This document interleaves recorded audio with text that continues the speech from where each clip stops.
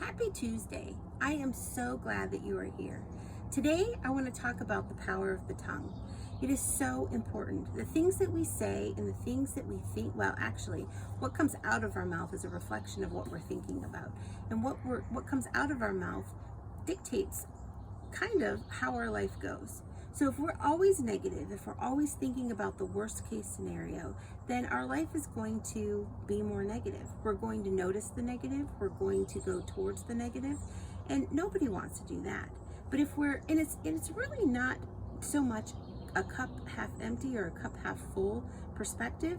It's very biblical. In Proverbs 18:21, it says, "Death and life are in the power of the tongue, and those who love it will eat its fruit."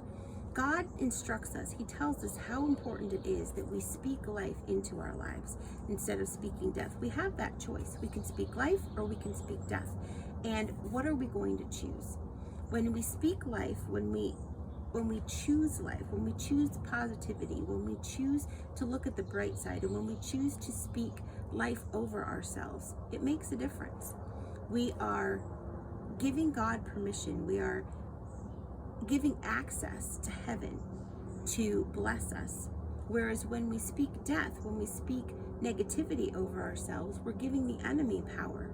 Who do we want to give power to in our lives today? Do we want to give it to God to bless us and to give us great health and to give us financial provision, to speak his promises over our lives? Or do we want to give power to the enemy? And do we want to let him have access to our minds and our thoughts and our health and our finances? I know I, for one, want God to be in charge. I want God to be the one to bless me, and I want to speak life, over my children's lives, over my marriage, over my ministry, over my finances, over my home.